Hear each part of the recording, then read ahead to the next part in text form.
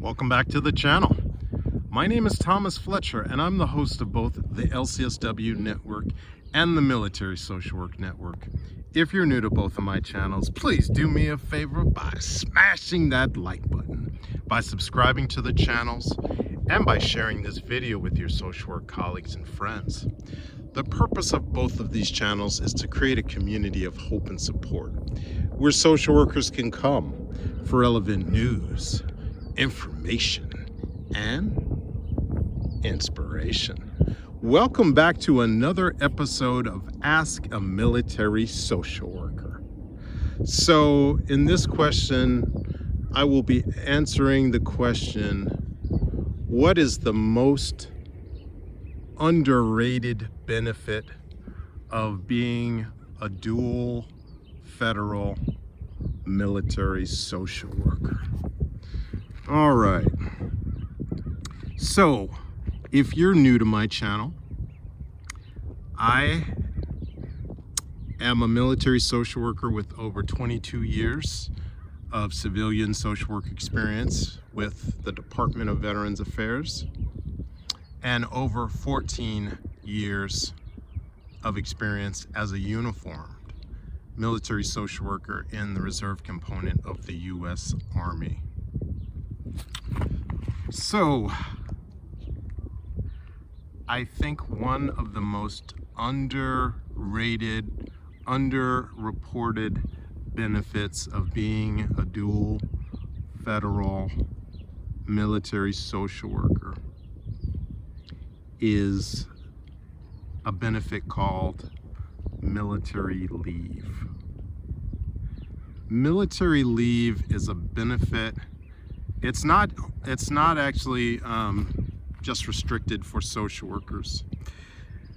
When you work at a federal agency, and it doesn't have to be the Department of Veterans Affairs, you could be working TSA, Bureau of Labor Statistics, FBI, what have you, Department Housing Urban Development, you know, whatever federal agency. You could be working at any federal agency, and if you are a reservist, either a reservist or a National Guard service member, you are automatically entitled to what's called military leave, right? So this is leave on top of the annual leave benefits that you earn as a federal employee.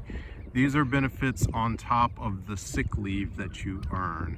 These are benefits on top of the holiday leave that you get for all of the federal holidays, right?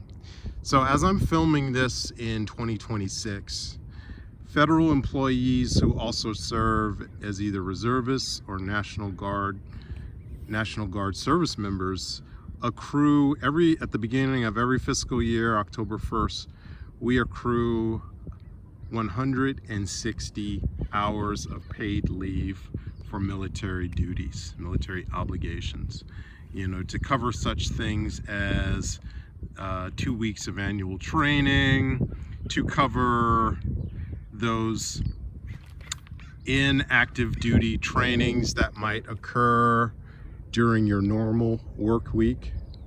You know, in many cases, these are mandatory trainings that you have to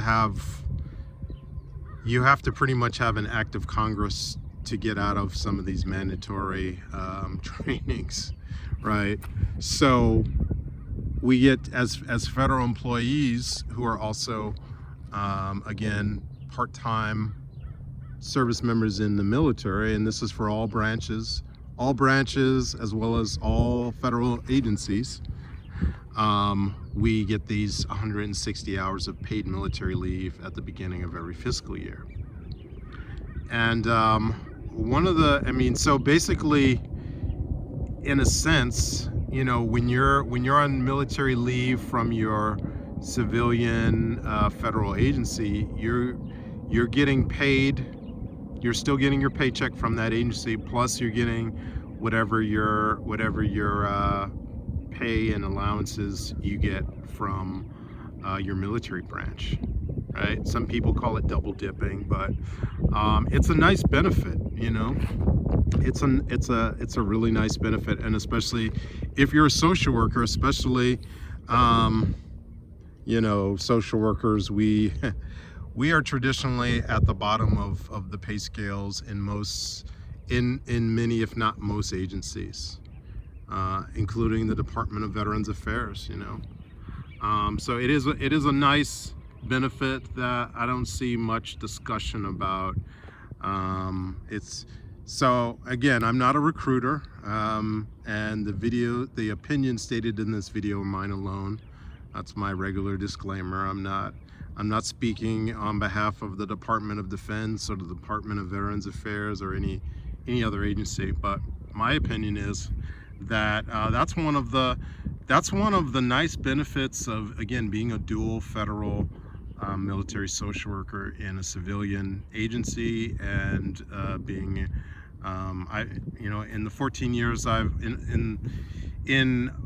in my time as a uniformed military social worker, I've served in both the National Guard and the Army Reserve. And regardless of whether you serve in the Army Reserve or the National Guard, you're going to get this benefit, right?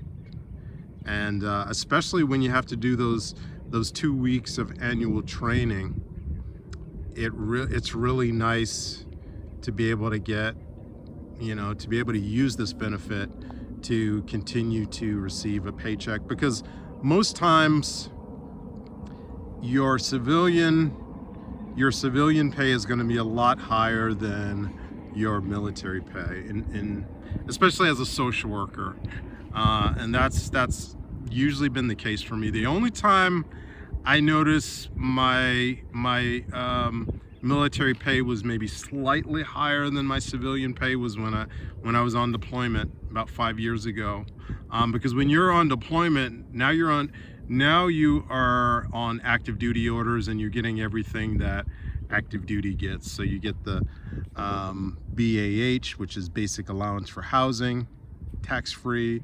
You get BAS, basic allowance for sustenance.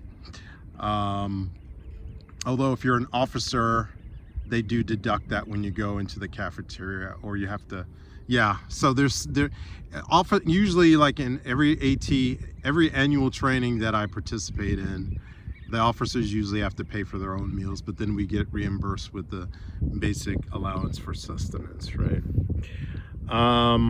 And then there's other allowances that you get, hazard duty pay,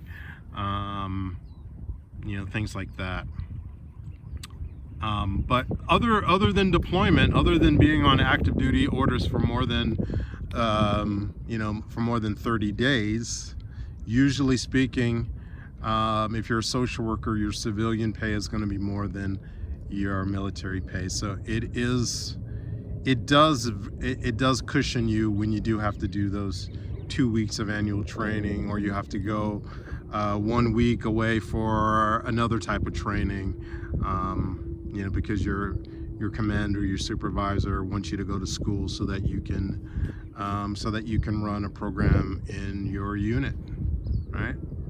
So I'm going to stop right there. But again, in summary, military leave, paid military leave, I would say, is an underrated, undervalued benefit of dual service in a federal civilian agency and as a part-time military service member in one of the military branches. All right, so I'm going to stop right there, but I want to thank you all for watching this video. For all the social workers and other licensed mental health professionals, thank you for the work that you do every day, for your clients, for your agency, and for the profession. Please continue to support each other and yourselves. Bye for now.